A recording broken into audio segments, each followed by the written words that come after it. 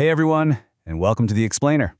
Today, we're talking about a concept that feels kind of counterintuitive, but is absolutely a massive game changer.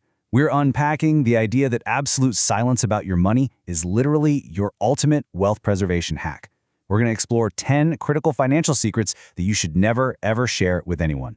So, let's jump right in, because what you don't say about your money might just be the most profitable decision you ever make.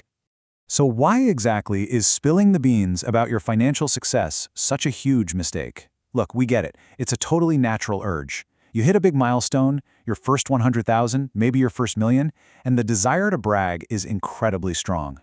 You want that validation, right? But the harsh reality is that oversharing is a massive error. The very second you reveal your net worth or your cash on hand, you instantly attract unnecessary competition, comparison, and animosity. You aren't just sharing good news. You're actively inviting unnecessary baggage and jealousy right into your life. To break this all down, here's our roadmap for today. First, the price of oversharing. Then we'll talk about hiding your current wealth, protecting your future plans, guarding your financial vulnerabilities, and finally, the incredible power of silence.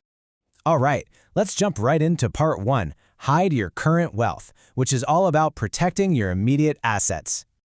Picture this. A young guy lands a fantastic job paying 300,000 Kenyan shillings a month. That's roughly 3,000 US dollars. Naturally, he's absolutely thrilled. So he runs straight to his parents to share the amazing news, thinking, he's just keeping them in the loop on his progress. Well, that transparency backfired almost instantly. See, the son's reality was that he was young, single, and just starting to build his financial future. But his parents, they were in their 50s doing subsistence farming. So when they heard $300,000, they literally heard infinite money. In their minds, since he was single, he could easily just hand over a third of his paycheck to them. And their immediate response? They completely quit their farming jobs on the spot, just assuming their son's salary was their brand new retirement plan. Now, this situation is a textbook example of something called the black tax. It's especially prevalent in African contexts, but honestly, this dynamic applies all over the world. It's the financial support that extended families expect from successful individuals. By dropping his exact salary, that young guy opened a door that is incredibly hard to close, accidentally trapping himself in a cycle of dependency.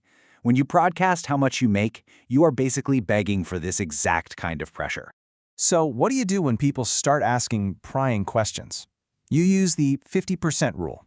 Basically, if you absolutely have to share your income, just claim half. If you make $100,000, say your salary is $50,000. Then, out loud, start deducting your rent, your groceries, your bills, so you present this incredibly small final number. It's a super simple boundary, but it protects your assets and effectively manages everyone's expectations. Moving on to part 2, protect your future plans, which means guarding your next big move. Because, look, it's not just about what's in your bank account right now. It's about what comes next. Your investment strategies, the details of any inheritance you might get, your estate plan, like who gets what when you pass, and whatever your next big move is. These absolutely must remain strictly confidential. Sharing these details does nothing but invite competitors and create really deep, unnecessary tensions among your friends and family. Check out this harsh reality from one entrepreneur. They said, "I wrote a very good business plan. It leaked. Somebody went ahead and started that business." Wow, that hits the nail on the head. This is exactly why you never, ever broadcast your strategy or your lucrative niche. When you tell potential competitors exactly how you make your money, you are just handing away your competitive edge on a silver platter. And honestly, the fault doesn't even lie entirely with the people who stole the idea. They just wanted to win. The real fault lies in the oversharing.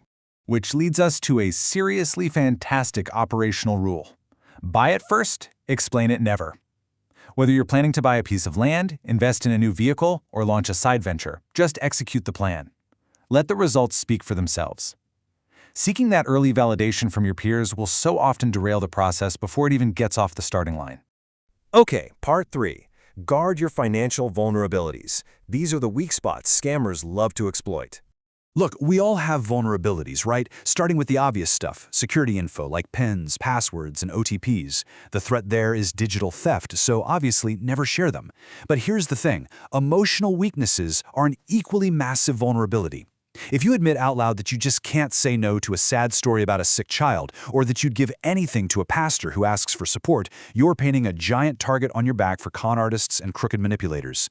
You've got to keep those boundaries firm and keep them private. And then there's the very real threat of sudden wealth.